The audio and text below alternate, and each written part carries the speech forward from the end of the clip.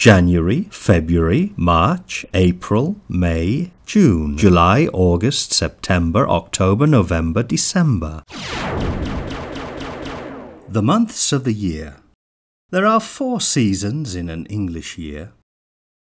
In English, these are spring, also known as springtime, summer, which is also called summertime, autumn or fall in the English of the United States, because it's the time when leaves fall, and winter or wintertime. Each season lasts for 3 months and there are 12 months in a year. Spring is considered to be the months of March, April and May. Summer takes in the months of June, July and August. Autumn spreads itself across the months of September, October and November. Winter begins in December, deepens in January and ends in February. Of course, if you live in the southern hemisphere, your seasons will be the opposite of those in Britain. The first month of the year in Britain is January. It's called January after the Roman god Janus.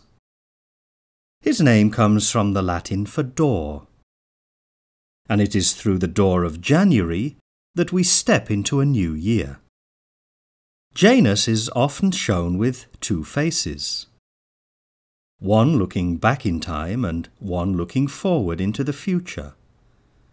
This is what we all do at New Year, isn't it? The second month is February. February is the shortest month and is the only month having less than 30 days. In fact, February usually has just 28 days. But during a leap year, it has 29. A leap year comes around every 4 years, and the extra day keeps the calendar year in step with the astronomical and seasonal year. Years that are not leap years are common years. The 29th of February is called a leap day. There is a British tradition that says women can propose marriage during a leap year. During common years, only the man can propose. If you were born on a leap day, the anniversary of your birth only comes round once every 4 years.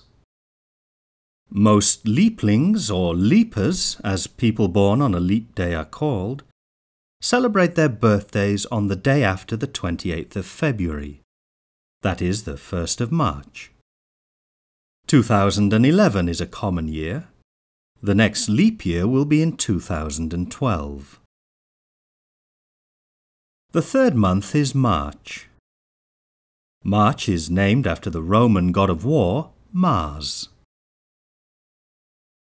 The first month of spring is March, and until around 450 BC, Romans still used March as the first month of the year. In some countries, New Year is still celebrated in March. Is this true for your country? Leave a comment and let us know. The 4th month is April. Nobody seems to know why we call it April. In April in Britain it rains a lot. The 5th month is May. According to the Roman poet Ovid, May was named after the word for elders or older people in Latin. Interestingly, in any one year, no other month ever starts on the same day of the week as May, or ends on the same day of the week that May ends on. And even more interestingly, whatever day of the week May begins on in one year, the next year will start on the same day of the week. The 6th month is June. June is the first month of summer. Ovid also said that June was named after the Latin word for young people. Mind you, he also said that it was named after the Roman goddess Juno. Juno was the goddess of marriage, and there are more marriages in June than in any other month of the year. Like May, No other month begins on the same day of the week that June begins.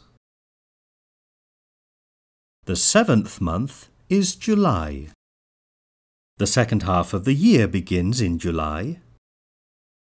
Originally called Quintilius in Latin, because it was the Romans' 5th month, July was renamed by the Emperor Augustus in honor of Julius Caesar. The 8th month is August. August was originally the 6th month in the original 10-month Roman calendar. Its original name, Sextilis, was changed to August in honor of the Emperor Augustus, the same bloke who had renamed July in honor of Julius Caesar. Seems only fair, doesn't it? The 9th month is September. September was originally the 7th month of the old Roman calendar. The name actually means the 7th month. And now it's the 9th month because of the 2 extra months the Romans added to the beginning of the year, January and February. And you can understand why they didn't change the name of the month of September. There had already been 2 name changes to the months, which must have caused havoc amongst the administration of the empire. So I think they just said, sod it, let's not bother changing any more days of the months or honouring anyone else. I mean, it would have been another major change, wouldn't it? The calendar makers would have loved it and would have made a tidy profit. But for everyone else, it would have been a bit of a pain, don't you think? Ooh, I booked a holiday for the last week of Sextilis and then they changed the name of the month, so I don't know where I am. The 10th month is October. Originally this was the 8th month. Octo meaning 8, as in octopus, which has 8 tentacles. But having not changed the name of September, the following months, to December, didn't change their names either. The 11th month is November.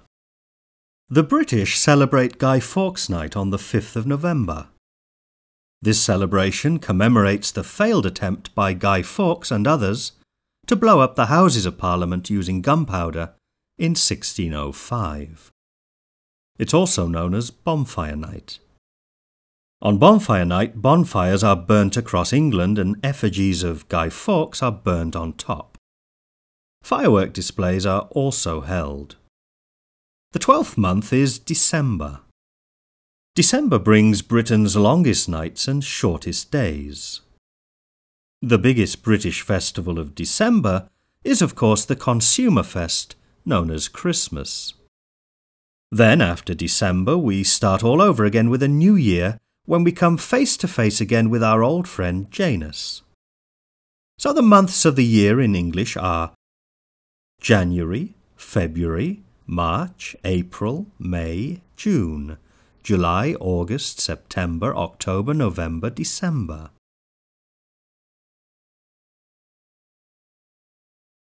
One of the biggest problems about the months is that some have 30 days, some have 31 days, and one can't decide whether to have 28 or 29.